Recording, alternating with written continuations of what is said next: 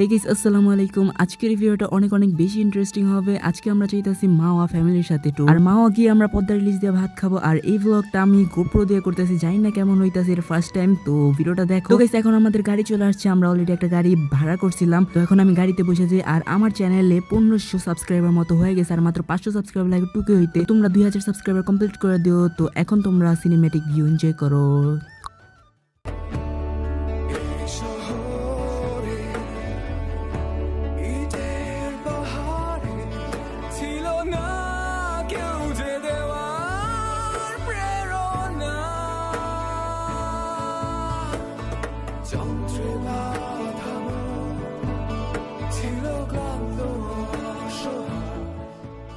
তো গাইস আমরা এখন পৌঁছে গেছি। আর এখানে মানে নামার সাথে সাথে প্রত্যেকটা রেস্টুরেন্টে আমাদের ডাকাডাকি করতেছিল, এটা বিরক্তিকর। লাস্টের যে রেস্টুরেন্ট আসলে সেখানে আমরা চয়েস করা, এখানে মাছ কিনতেছে। আর গাইস এখানে আগে মাছ কিনতে হয়, মাছ কিনা দেন ভাজতে হয়। তো তোমরা সিনেম্যাটিক ফুটেজের মাধ্যমে দেখো কিভাবে কি হয়।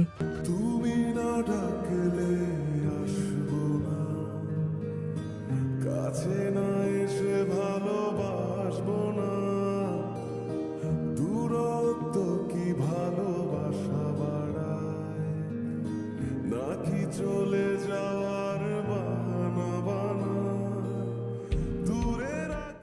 তো গাইস অলমোস্ট খাওয়া শেষ আমাদের। এখন আমি বিল দিতে চাইতেছি। আর বিল দেওয়ার টাইমে এখানে একটু গরমিল হয়েছিল, কারণ এই জায়গায় তারা দুইটা অ্যামাউন্ট দিছিল। তো সমস্যা নাই, এখন আমরা গাড়িতে চড়া যাব। গাড়িতে চড়া দেন মাওয়ার ঘাটে যাব। তো গাইস এখন আমরা গাড়িতে চড়ে গেছি। আর গাড়িতে চড়ার পর মাওয়ার ঘাটে চলে আসলাম। আর এখানে দেখো অস্থির ভিউ। এরকম ভিউ পেতে হলে তোমাদের অবশ্যই এই জায়গায় আসতে হবে। আর সামনে দেখো ডাইন্সের একবার সামনে, এটা ওয়াইড অ্যাঙ্গেলের জন্য দেখা যাইতেছে না, একবারের সামনে ওয়াইড অ্যাঙ্গেল কারণে দেখা যাইতেছে না। এটা আমার ফার্স্ট টাইম নিজের চোখে আমি পদ্মা সেতু দেখলাম, মানে পদ্মা ব্রিজটা। তো এখন আমরা সামনাসামনি পদ্মা সেতু দেখতে যাব। আর এখন আমরা ট্রলার রিজার্ভ ভাড়া করলাম।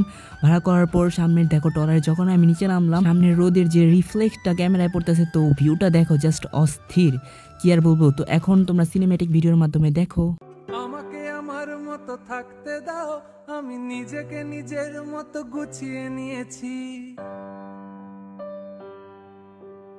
আমাকে আমার মতো থাকতে দাও, আমি নিজেকে নিজের মতো গুছিয়ে নিয়েছি। যেটা ছিল না সেটা না পাওয়াই থাক, সব পেলে নষ্ট জীবন। তোমার এই দুনিয়ার ঝাপসা আলোর কিছু সন্ধ্যের গুঁড়ো হাওয়া কাঁচের মতো, যদি উড়ে যেতে চাও তবে গা ভাসিয়ে দাও, দূরবীনে চোখ রাখবো না না। তো এখন আমাদের ঘোরাঘুরি শেষ, এখন আমরা ট্রলার থেকে উঠে যেতেছি। আর এখন আমরা চলে গেছি নাগরদোলার সামনে। নাগরদোলার সামনে মানে সবাই চিল্লাচিল্লি করতেছিল ভয়ে। তো ছোটকালে এটা আমার শখ ছিল অনেক, তো এখন বড় হয়ে গেছে আর এখন ওঠার শখও নাই। তো ছোটকালে অনেক শখই ছিল।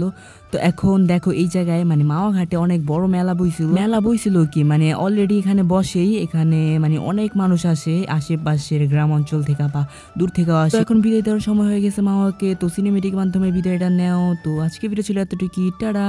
কোনো সকালে তোকে প্রথম দেখেছি, মনের গভীরে তোকে আমার করেছি।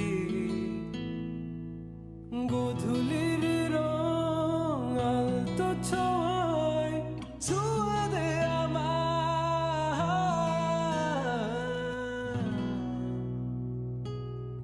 একটুখানি সাজনে মে অন্ধকারে হাতে হাত রে